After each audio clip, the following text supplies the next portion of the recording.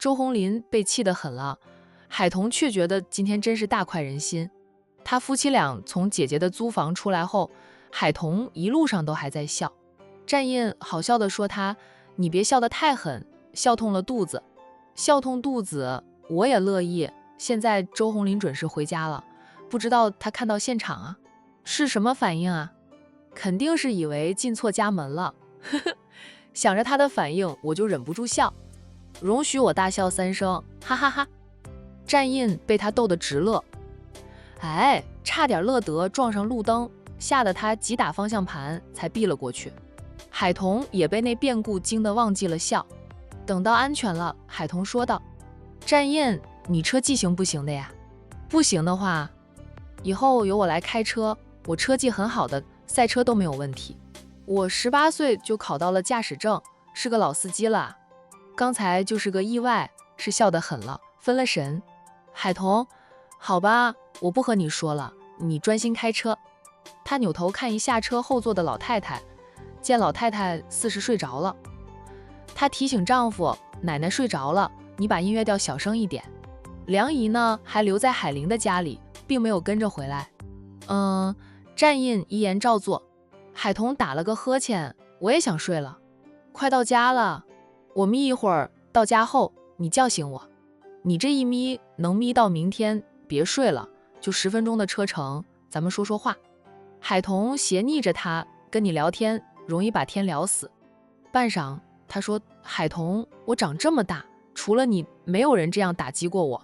我说的是事实。”海童靠在车椅背上，掏出手机来刷短视频，有些短视频特别好笑，笑得他睡意全消，总算是熬回到了家里。这老太太似乎是调好了时间醒来似的。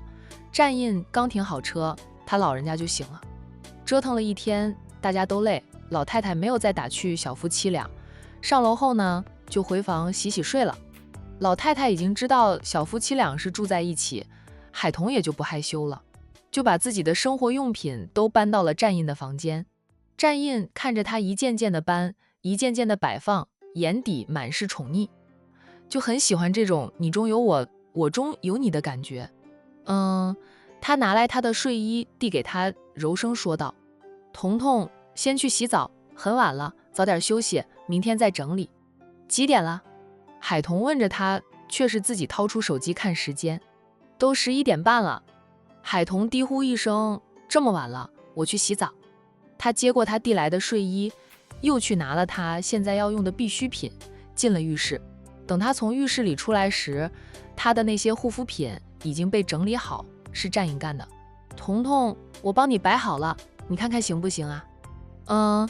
你常用的是哪个牌子的？战印颇有邀功的意味。海童也就是看了2眼吧，就爬上床倒头睡，身子还弓着，2手抱着肚子。他肚子痛，以往老朋友刚来的第1天他就会腹痛，那这一次今晚才痛，可能是白天跑来跑去折腾得很了，所以痛了。彤彤，你怎么了？战印发现了他的异样，快步过来，在床沿边上坐下，伸手去扳他的身子，关心地问：“是不是不舒服呀？”“我肚子痛。”“肚子痛，是不是吃宵夜的时候吃的太多了，撑坏？”海童幽怨地看着他：“不是啊，那怎么会肚子痛的？”海童翻过身，背对着他：“你不懂的，我躺一躺，忍一忍就好了。”战印蹙眉，他站起来，随即又弯腰把海童自床上抱起来，板着俊脸严肃地道：“我是不懂医理，医生懂，我送你去医院。不能忍一忍，万一忍出大问题，后悔都来不及。不用去医院，我就是亲戚来了，肚子才会痛的。”战印，亲戚，我明白了。他忙把海童放躺回床上，怎么会痛的？他不知道女孩子在生理期还会痛，他们家里没有年轻的女孩子，除了父母辈的女性，他也没有接触过年轻的女孩子。还真不知道这种事。在海童刚来老朋友时，他会给他煮红糖姜水喝，那是因为他以前看到过他爸煮给他妈妈喝，知道女孩子在生理期可以喝点红糖姜水。可能是白天跑来跑去，天气又冷，就痛了，你再去帮我煮碗红糖姜水。好吧，你忍忍吧，我现在就去煮。战印赶紧去煮红糖姜水，在厨房里，他还给母亲打电话。阿印，你妈睡了，有什么事明天再打电话回来说哈。接电话的人是他爸。哎，爸，能叫醒我妈吗？我就问我妈几个问题。什么问题非要现在问呀？都说了，你妈睡了，别吵醒她。你说是什么问题？看看爸能不能帮你解决。在战爸爸这里，儿子有天大的事，都不如他老婆睡觉重要。爸，你知道有什么药可以缓解痛经的吗？战爸爸，你呀，用不到吧？战印一脸黑线，爸，你想哪里去了？是我老婆要用。吓死我了，我以为你去做了变性手术，成了个女人呢。虽然爸妈很想有个女儿，但只生了儿子也认了。盼孙女也是一样的，你们可别想不开跑去做变性手术哈。战印服了父亲的脑洞，变性手术这种事都能想出来。你去药店给他买点益母草或者暖宫贴回来给他贴贴，那再买点当归红枣枸杞，以后常煲点当归红枣鸡蛋红糖水给他喝。调理调理。其实你们俩早点生个孩子就好了。以前你妈也是这样，生了你之后就好了很多，只有累着时才会痛。我知道了。战印赶紧挂断电话，怕他爸又说出惊世骇俗的话来。他给海童煮好了红糖姜水，端进房里后，跟海童说了句：我出去给你买点药，就拿着车钥匙走了。海童转过身来想叫住他的，只看到他关门的背影。他穿着睡袍和拖鞋呢。战印是个很在乎形象的人，因为心疼他都忽略了自己穿着睡袍和拖鞋，就匆匆出去买药。海童被他这个举动暖到，原来冰山也可以变成暖男的。那海童坐起来，端过那碗红糖姜水，慢慢的喝着。不知道是有战印的关爱，还是红糖姜水起了作用。他喝完红糖水，再躺了一会儿，就好了很多。等战印买了药回来，见他已经捧着手机在刷新闻了，不舒服还在玩手机。战印走过来，拿走了他的手机，再把药递给他，说道：太晚了，药店都关了门，我去附近的医院找医生给你开的药，你吃了药再睡。海童仰头静静地看着他。怎么了？他忽然起身站在他的面前，然后一把搂住了他的腰肢，感动地说：战印，你对我太好了。战印拥住他，看到红糖姜水喝完，猜到他舒服点了，他宠溺的道：你是我妻子，我不对你好，对谁好？能感受到他对他的好，以后知道他骗了他，希望他不要一脚就把他踹开，要回头想想他对他的付出，对他的掏心掏肺。奶奶说啊，让他要攻心。那甜言蜜语，他说不惯，他也听不习惯，只能从生活细节入手，一点一点的融化他，让他敞开心扉，爱他爱得深如海，他们才能有未来。战印，你知道你刚才出门时穿着什么衣服吗？是睡袍。战印一愣，忙推开他，低头看自己身上的衣服，还真是睡袍。你还穿着拖鞋出门？战印再看自己的脚，怪不得他出门时总觉得脚趾头冷。原来他穿着拖鞋出门。幸好呢，是深夜出门，没有人看到他，否则他明天能登上管城报纸的头条。当时只想着你，没留意到穿什么衣服出门。战印拥着他坐回床上，握住他的手，却没有摸到钻戒。他马上拉高他的手来看，俊脸阴沉，问他：我给你戴上的婚戒呢？戴着干活不是很自在，我到了店里就取下来了。瞄到他脸色不好看，海童赶紧说道：明天回到店里，我马上就戴上，以后都不取下来。说了，戴上后以后都不要取下来，要让张念生看看你是有夫之妇，免得他不死心啊，老是肖想着你。你把婚戒取下来，他会以为我们夫妻俩感情不好，他还有机会。温柔的手沏上了他的脸，轻柔地摸着。他听到他轻轻地说着哄他的话。战印是我错了，你别生气好吗？老是生气容易老，你比我本就大了几岁，不好好保养的话，我还没老，你就先老了，小心我嫌弃你，把你休了。你敢？他把他勒紧，第一手就凌虐他的唇瓣，狠狠地惩罚一番后，才松开他。明天我送你去店里，看着你把婚戒戴上，我再去上班。以后我再发现你没有戴上我送给你的戒指，我就把管城所有珠宝店的戒指都买回来，让你10根手指都戴上，宣示我战印的所有权。海童，你有那么多钱吗？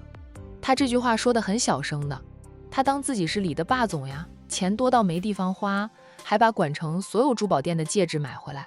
战印听到他的小声嘀咕呢，眼神幽怨地瞪着他。哇，他的关注点竟然是钱。他堂堂战家大少爷，战氏集团的当家人，家族是千亿豪门，竟然被老婆质疑他没钱。松开他，战印起身走开。海童眨眨眼，小气鬼又生气了。他跟着起身，不过呢，他没有去哄他，而是给自己倒来了一杯温开水，吃了他买回来的药。他不顾形象，穿着睡袍和拖鞋跑出去给他买药。他不吃，就是浪费了他的心意，说不定他会更加的生气呢。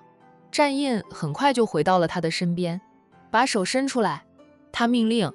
怎么了？海童抬头看他，见他手里拿着一只红色的锦盒，他戒指。战印打开了那只锦盒，再抓起他的左手，把盒子里的那枚金戒指拿出来，套上了他的无名指上。这是我最先买的，后来觉得永恒钻戒更好看，才换成永恒钻戒。现在你先带着这枚金戒指，应急的明早回到店里，你给我带回永恒钻戒。金戒指，战印买了一对，本意是想让商小飞知难而退，当时想到了他才多买了一枚，现在派上了用场。往海童的手指戴上了金戒指，战印又去拿来了自己的那枚金戒指，暂时取下了永恒钻戒，然后戴上了金戒指，是要和他成为一对儿了。真是个霸道鬼，又霸道又小气，动不动就吃醋，把醋坛子翻个底朝天。海童在心里吐槽自家男人。战印戴上金戒之后，再拉起海童的手，与他十指紧扣，然后用另一只手拿着手机，对着夫妻俩紧扣着的手拍了张相片。海童好笑的道：哎，你这是要发朋友圈？战印不吭声。看到他真的是发了朋友圈，海童忍不住捏捏他的脸，你真是个霸道鬼。不过我挺喜欢的，把相片发给我，我也发朋友圈后秀一回恩爱啊。深更半夜秀恩爱，会不会被骂死？海童一边操作着一边说道。发完了朋友圈，他把手机放回床头柜上，随即就佝偻着霸道鬼倒回床上，别气了，睡吧。海童，战印把他的霸道发挥得淋漓尽致，你是我的，我不是你的，我是属于我自己，不属于任何人。战印黑眸沉沉地看着他，他打着呵欠往他怀里一扎，他怀里暖和吗？然后孟周公去，不和他讨论这个问题。战印良久才低手在他的耳边低喃：海童，我没有安全感，你太冷静了，我害怕失去你，我该拿你怎么办呀？海童睡着了，没有听到他的低喃，不知道他这般霸道其实是没有安全感，是在害怕。当然呢，这也是他自作自受呀。用老太太的话说，他搬石头砸自己的脚，把脚砸痛，把脸打肿。战印的朋友圈都是朋友、兄弟以及重要的客户，大家难得看到他发一次朋友圈，却是秀恩爱，也是宣示他已婚一事。他这张相片被流传出去，在管城的上流社会掀起了惊涛骇浪，大家都想知道是哪家千金能够嫁与战印为妻。战印拥着海童，打算一起梦周公去呢。闭上眼睛后，他忽然想到了一件事，忙轻轻地推开海童，他坐了起来，伸手就去拿海童放在床头柜台上的手机。他发朋友圈是在他的圈子里公开他已婚一事，那张相片必定会流传出去，战印也不怕相片被流传出去，因为只有一双手还是保护了海童的，不会让他太快面对来自媒体的围堵。但海童发朋友圈却有可能被商小飞看到。以他和商小飞现在这股热乎劲儿，两个人肯定互加了微信的。到时候商无痕通过别人看到他发的相片，商小飞又看到海童发的朋友圈，一对比，商小飞就会猜到海童是他的妻。暂时还不能让商小飞知道他和海童的关系。海童和商太太去做了 DNA 鉴定，结果在这2天就会出来。不管结果如何，都改变不了海童和商小飞合得来的事实。他的身份被商小飞捅穿的话，那后果战印想想都害怕。拿了海童的手机，战印就想点开他的微信，但他设置了密码的。密码战印眉头紧锁，刚才海童操作的时候，他在一旁看着的，他的密码是。回忆了一会儿后，战印尝试着输入密码。第一次输错了，第2次又错。战印停下来，逼着自己冷静，不要慌，好好的回想一下，海童输入密码时按的是哪几个数字键。静默了几分钟后，战印再尝试着输入一次密码，这一次呢，解锁了。战印咧嘴便笑，比他签了100亿大单还要开心。他赶紧去查看海童的微信好友，果真找到了商小飞的微信，幸好海童都有备注姓名。然后他点开了商小飞的头像，在朋友权限那里勾选了仅聊天，这样商小飞就看不到海童的朋友圈了。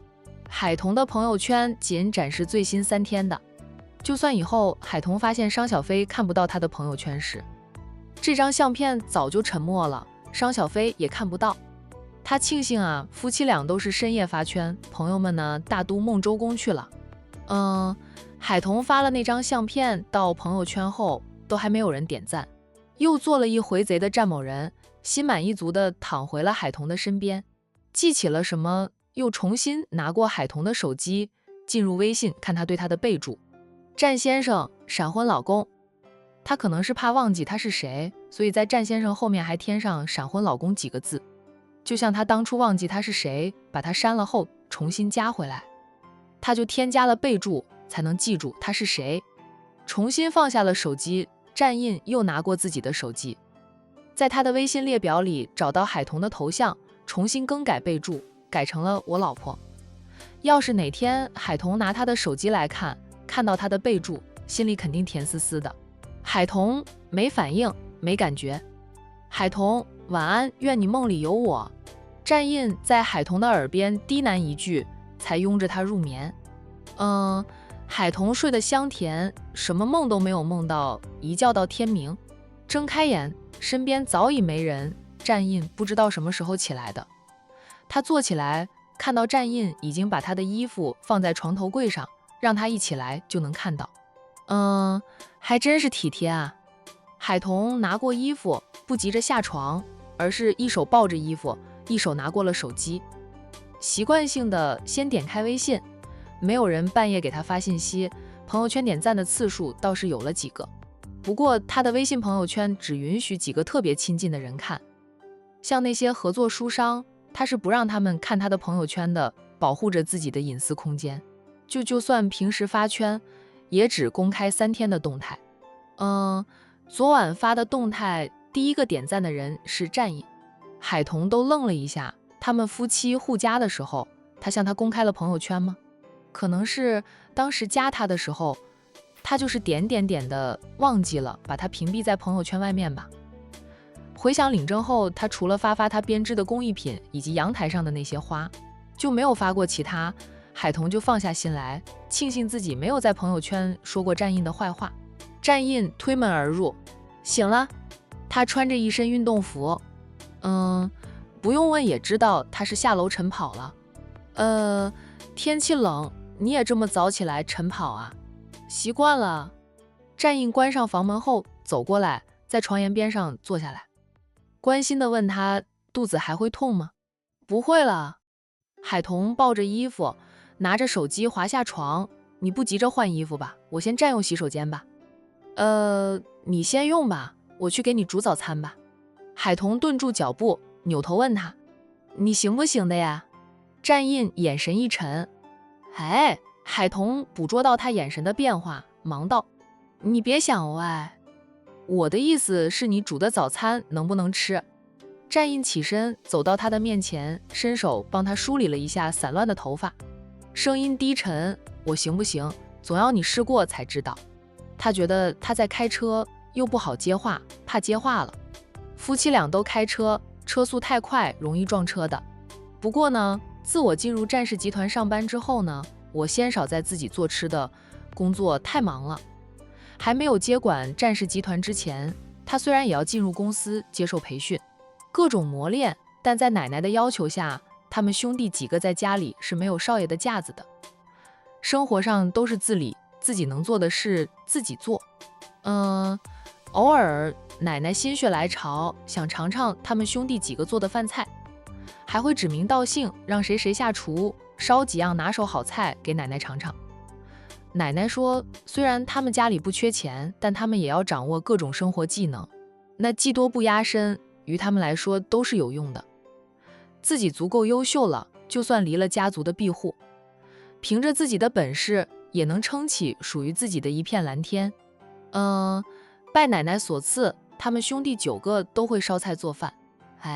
他就是酒不做，有点生疏而已。海童两眼闪闪发亮，期待的道：那我真要尝尝你的厨艺了。他的期待感取悦了战印，至少他是期待的，会捧场。你去换衣服，我也换一下衣服，然后给你做早餐。好啊。海童抱着衣服扭身进了洗手间，门一关上，他就在朋友圈发了一条动态：今天气温持续走低，但我心里装了一个太阳，暖洋洋的。海童被化身为暖男的战印暖到了，另一边的商小飞还没有起床，就先被一盆冰水泼下来，让他彻底心死。在战印的操作下，商小飞并没有看到海童朋友圈的相片，是他大嫂给他看的。他大嫂就在他刚醒就敲门进来，然后大嫂默默地把一个图片点开给他看。他刚醒来，不懂大嫂这个动作是什么意思，问他嫂子，这是谁撒狗粮了？特意拿来给我，刺激我还是个单身汪吗？大少奶奶静静地看着他，就不说话。其实大少奶奶是很支持小姑子去追求真爱的，战印不管哪一方面都足够优秀，与小姑子很般配。无奈的是，战印并不喜欢小姑子，小姑子也尝试过要放下的，花了几年时间都放不下，才会大胆的公开表白，公开追求战印。谁想到战印忽然说他已婚了，大少奶奶怀疑战印是故意打击小姑子，好让小姑子死心的。但今早她丈夫收到了朋友发来的截图，是战印朋友圈的截图。战印发了这张相片，虽然一个字都没有配上，却是谁都能看出来，战印是在他的朋友圈里公布了他已婚一事。无痕就把这个图片发到他的手机上，让他拿来给商小飞看看，让小飞对战印彻底死心。她还说丈夫大清早的就让她做这种事，影响小飞的心情。无痕说小飞早晚都会知道的，战印发了那张相片，管成上流社会的圈子都会知道，瞒不住的。他们身为小飞的亲人，在别人说之前先给小飞看看啊，免得小飞说他们瞒着他。大嫂，你这样看着我做什么？又不是我发的呀。商小飞坐了起来，伸手从嫂子的手里拿过了手机，再看那个图片，嘴上说道：让我看看是谁大清早的撒狗粮，嫂子是不是想吃瓜？叫我带着你一起去吃瓜。战印的朋友圈。大少奶奶点头说道：你大哥说你之前请求他帮你调查一下战印是否真的已婚，你大哥拒绝了你吧？现在你大哥收到这个截图，就让我拿过来给你看看。战印亲自发的朋友圈，就是在我们这个圈子里公布了他已婚一事。他并非为了让你死心，故意买一枚戒指戴上的，他是真的已婚。你看，那只手并不是 P 上去的。商小飞虽说早就被战印打了预防针，最近也没有再去纠缠着战印，但他一直心存侥幸，认为战印是为了让他死心，故意买了一枚戒指戴在无名指上，充当婚戒的。此刻看到战印发的朋友圈，他的侥幸崩塌了。哇，他是真的已婚了。商小飞的脸色渐渐变得苍白，大少奶奶心疼地给了他一个拥抱，安慰着：小飞，战印既然真的已婚，咱们也不要再留恋他了。这天底下好男人并不止他战印一个，只要你放下了他，你会发现还有比他更好的男人存在。小飞，你在嫂子的眼里是个很好的姑娘，你别因为战印不喜欢你啊，就否定自己，听嫂子的话，忘了战印。我和你大哥会帮你找一个适合你的，只属于你的好男人的，保证让你以后过得比战印幸福。战印那样的冰山，嫁给他的女人，未必能得到幸福吧？你想想呀，谁愿意天天和一座冰山在一起？商小飞死死地咬下唇，不让自己落泪。大少奶奶都担心她会把自己的下唇咬出血，忍不住骂着丈夫啊，商无痕就是个混蛋，大清早的让我来当个坏人。小飞，你别这样，你会咬伤你自己的。你要是心里难受，想哭就哭出来，嫂子又不是外人，哭出来就会好受一点。要不大嫂陪你出去逛街购物，咱们买，你喜欢什么？咱们都买啊。要不你去找你的朋友们出去玩。商小飞抬手揉了揉眼睛，松开了咬着的下唇，想笑的那笑的表情比哭还难看。他说：大嫂，我没事，我早就知道了。那天呢，看到战印手上戴着婚戒，我就知道了。大嫂，你说的对，这天底下的好男人多了去，又不是只有战印一个。哎，我不是非他不可的，他既然是别人的丈夫了，我就不去爱他了也好，他终于让我彻底死心了。第一次看到战印戴着婚戒时，他去找大哥，就在大哥那里哭过了。现在呢，不想再哭，哭也没有用。要是哭能让战印恢复单身，他倒是愿意拿出孟姜女哭倒长城的气势来，哭个天崩地裂的。小飞，你真的不想哭啊？哭一场你会觉得好过点的。商小飞看着自家大嫂，哭笑不得的。大嫂，你很想看到我哭，我怕你憋着难受呀，哭一场发泄出来会好受点。我已经为他哭过了。商小飞再次拿过嫂子的手机，盯着那张相片看了良久，说道：也不知道是谁本事那么大，能融化战印，让他娶她为妻。我想那个女人肯定美如天仙，温柔如水。柔能克刚吗？我这种脾性火爆得很，也任性，怨不得战印不喜欢我的。不，小飞，你的性格很好，大嫂就很欣赏你这种性格。战印不喜欢你，是你们俩有缘无分啊。没事，你的缘分肯定在等着你了。只要你把视线从战印身上移开，属于你的缘分就会来找你。商小飞扑哧地笑了。大嫂，你真不用绞尽脑汁想着好话来安慰我。我要是今天才知道战印已婚的，那真的是如同五雷轰顶一般，但我不是今天才知道的。我都有一段时间不去纠缠他，不去想他了。虽然我还没有做到真正放下他，但我也有我的骄傲。他既然有了娇妻，我就会放下，不是我的，我不去抢。他要是那么容易被妻子以外的女人抢走，他就是个心智不坚，对爱情对婚姻不忠的男人，我反而就不敢去爱了。见小姑子还笑得出来，大少奶奶略略地放下心来，她伸手爱怜地帮小姑子梳理一下头发，说道：小飞，你知道大嫂最喜欢你哪一点吗？你是有点任性，有点火爆，但你三观正啊，这是大嫂最欣赏你的一点。不像有些人啊，不管别人婚否，只要看中了就打着追求真爱的旗号插足别人的婚姻，那种人大嫂是最不喜欢的。大少奶奶说的都是真心话。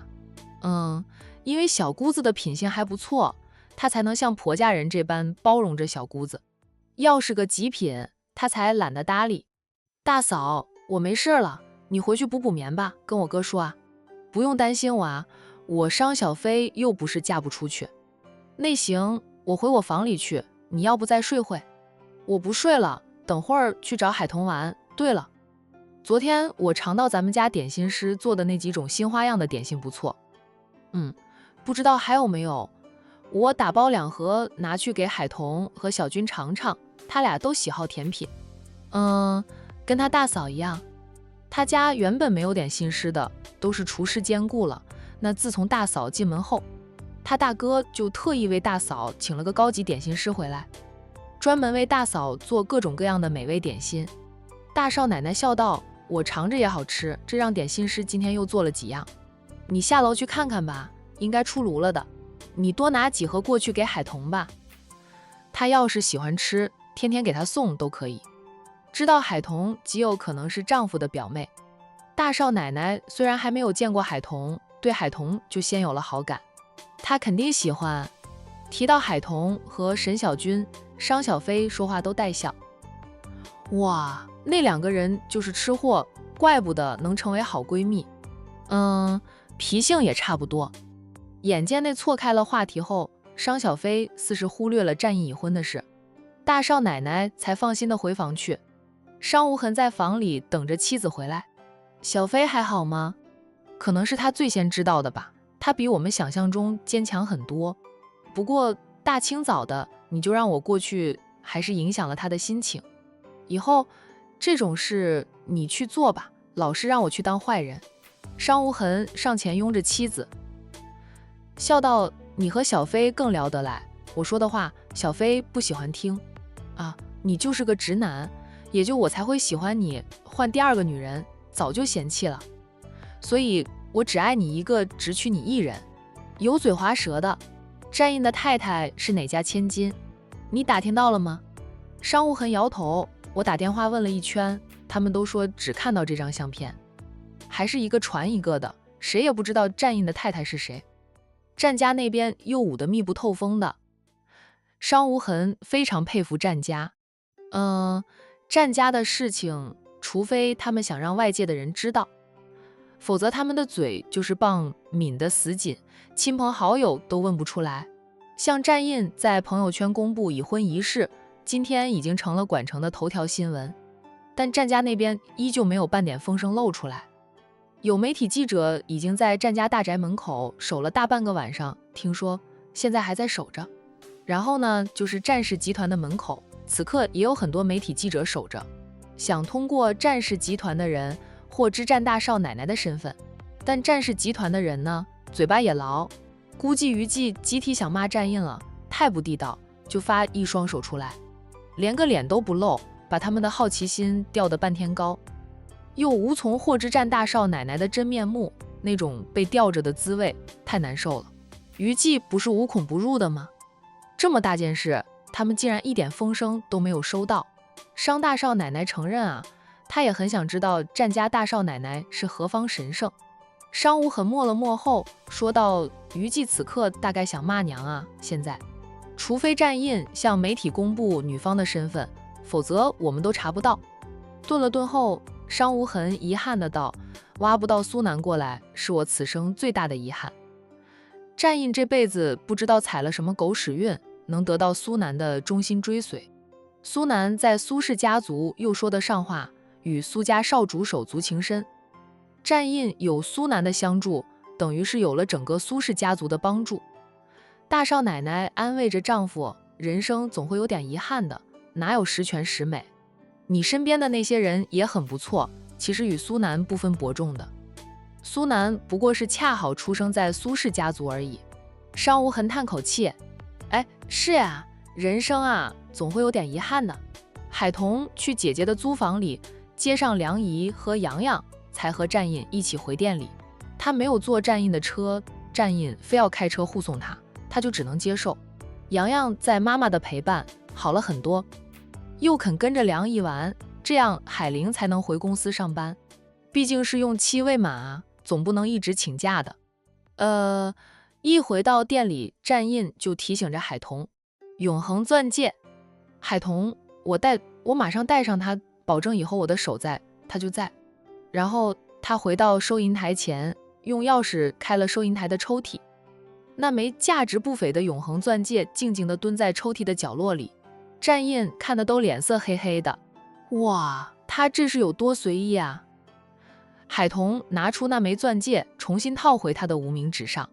昨晚应付式的金戒指，在今天出门前他就取下来了，看到了吧？海童特意的嗅了嗅自己的手。战印这才满意，你赶紧去上班，快迟到了，总是催他走，他就一点都不想黏着他。洋洋，沈小军从里面走出来，看到洋洋来了，笑着走过来，从梁姨手里抱过了洋洋，又朝战印点了点头。本想让老婆给他一记香吻，他在上班的，在沈小军出来后，这个愿望落空。战印淡淡的嗯了一声，算是回应了沈小军。深深看一眼，视线已经不在他身上的女人，他转身走了，就走几步，又停下来，扭头看海童。沈小军看到了海童手上戴着的那枚钻戒，海童正伸着手让好友欣赏他的婚戒，压根儿就没留意到战印。战某人郁闷至极，在海童眼里，他是连沈小军都不如的。2分钟后，战印开着他的车走了。车子刚开出100米远左右，迎面遇上了商小飞的跑车。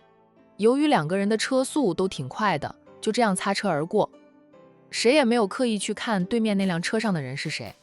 等他们擦车而过后，商小飞才反应过来，迅速扭头看刚刚开走的那辆车，车子已经远去，不过还能看到那辆车的车牌号码以及车子的标志，是一辆东风风行的商务车。是他眼花了吗？刚刚擦车而过时，他眼角余光扫向对面的司机，似乎看到了战印。